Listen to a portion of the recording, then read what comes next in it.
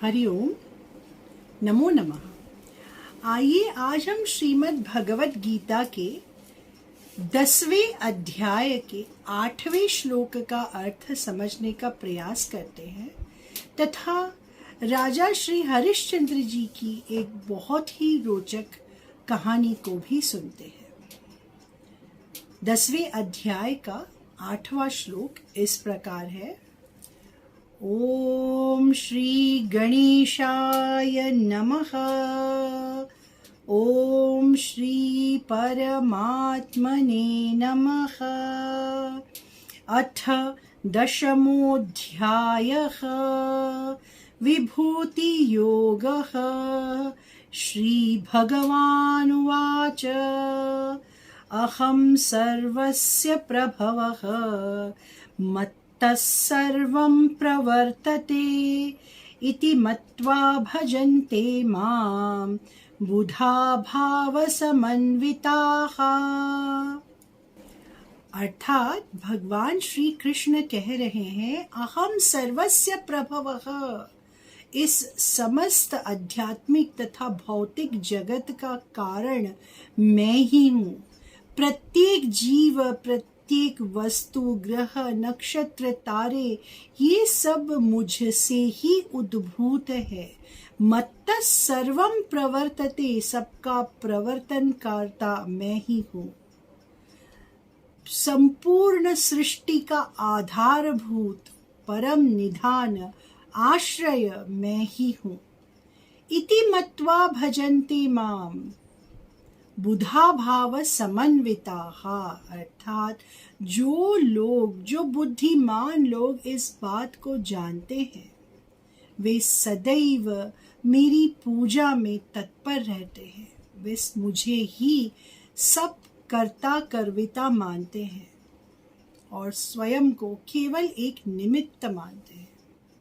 अर्थात भगवान श्री कृष्ण ये कह रहे हैं कि सब करने कराने वाले वही हैं, परंतु हम मनुष्य अज्ञानवश ये सोचते हैं कि जो भी हम कर रहे हैं वो हम कर रहे हैं, ये हमारा किया हुआ है, मैंने ये किया है, मैं ये करती हूँ, मेरे बिना ये हो ही नहीं सकता है। परंतु हम ये नहीं जानते कि हम तो केवल एक निमित्त मात्र हैं। हम तो केवल भगवान श्री कृष्ण के उपकरण मात्र हैं जिनके द्वारा कार्य किया जा रहा है। परंतु जो बुद्धिमान लोग हैं, जो भक्ति करते हैं, जो भगवान में पूर्णतया समर्पित है, जिनकी भगवान में अनन्य भक्ति है, वे सदैव भगवान को ही कर्ता मानते हैं। इस बात को समझने के लिए आइए राजा हरिश्चंद्र की एक बहुत ही सुंदर कहानी को सुनते हैं।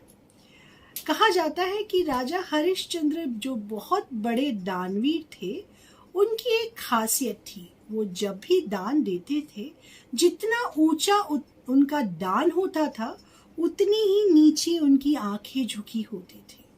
सभी लोगों को बड़ा आश्चर्य लगता था कि ऐसा कैसा राजा है, इतना दान देता है और फिर शर्म के मारे आंखें झुका लेता है। ये बात धीरे धीरे सभी जगह फैलने लगी और सभी को इस बारे में आश्चर्य लगा। दान देना तो बहुत ही पुण्य का काम है। दान से मनुष्य अपने सभी पापों को दूर कर सकता है।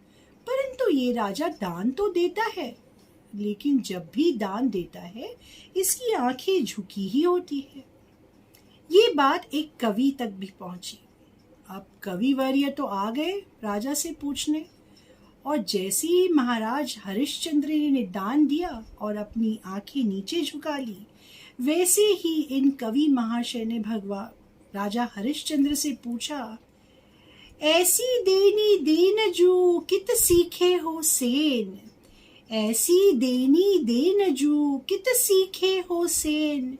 ज्यों ज्यों कर ऊंचाओं करो त्यों त्यों नीचे नैन। ज्यों ज्यों कर ऊंचाओं करो त्यों त्यों नीचे नैन। अर्थात हे राजा, तुम ऐसा दान देना कहाँ से सीखे हो। जैसे जैसे दान देने के लिए तुम्हारा हाथ ऊपर उठता है, वैसे वैसे तुम्हारी आंखें नीचे क्यों झुक जाती है। जब राजा हरिश्चंद्र ने कविवर्य का यह सवाल सुना तो उन्होंने जो इसका जवाब दिया, उस जवाब को दे सुनने के बाद कभी भी हमारे मन में कर्ता भाव नहीं आएगा। और राजा ने हरिश्चंद्र ने जो जवाब दिया वह इस प्रकार है, देनहार कोई और है भेजत जो दिन रैन, देनहार कोई और है भेजत जो दिन रैन, लोग भरम हम पर करें तासो नीचे नैन, लोग भरम हम पर करें तासो नीचे नैन। अर्थात देने वाला तो कोई और है, देने वाले तो भगवान श्री कृष्ण है। वो पर ब्रह्म परमात्मा है जो हमें सक्षम बनाते हैं कोई भी कार्य करने के लिए, चाहे वो कार्य सुई उठाने जैसा छोटा कार्य हो या पर्वत उठाने जैसा महान कार्य हो। सब करवाने वाले साक्षात पर ब्रह्म भगवान विष्णु ही है, और वही है जो हमें दिन रात अपनी असीम अनुकंपा के द्वारा सब कुछ प्रदान करते हैं। परंतु लोगों को ये भ्रम होता है कि ये हम कर रहे हैं, मेरे द्वारा हो रहा है, मैं ये दान दे रही हूँ, मैं ये सत्कार्य कर रही हूँ। और राजा हरिश्चंद्र कहते हैं कि क्योंकि लोगों में ये भ्रम है, वास्तविकता को वो जानते नहीं हैं, इसीलिए शर्म के मारे मेरी आंखें नीचे झुक जाती हैं। मैं लोगों का सामना नहीं कर सकता हूँ क्योंकि मैं जानता हूँ कि ये दान मैं ही नहीं अपितु साक्षात भगवान दे रहे हैं। यही ज्ञान हम सभी मनुष्यों को सदैव याद रखना चाहिए। आज हम जो कुछ भी कर रहे हैं, हमारे द्वारा जो कुछ भी हो रहा है, वो केवल इसीलिए संभव है क्योंकि भगवान की हम पर असीम अनुकंपा है।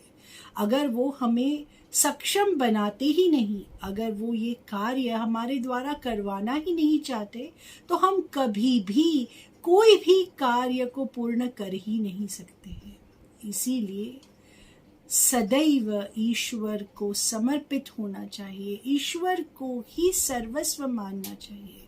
हमारे समर्पण भाव के लिए ही भगवान श्री कृष्ण लालायित हैं। उन्हें हमसे न 56 भोग चाहिए, न सोने का सिंहासन चाहिए, न वस्त्र चाहिए, न फल फूल चाहिए। वे केवल हमारे भक्तिमय समर्पण के ही भूखे हैं। आइए हम सदैव भगवान श्री कृष्ण से प्रार्थना करें कि कभी भी ये मिथ्या कर्ता भाव, ये झूठा कर्ता भाव हमारे मन को स्पर्श भी ना करे। सर्वं श्री कृष्णार्पणमस्तु। हरि ओम, नमो नमः।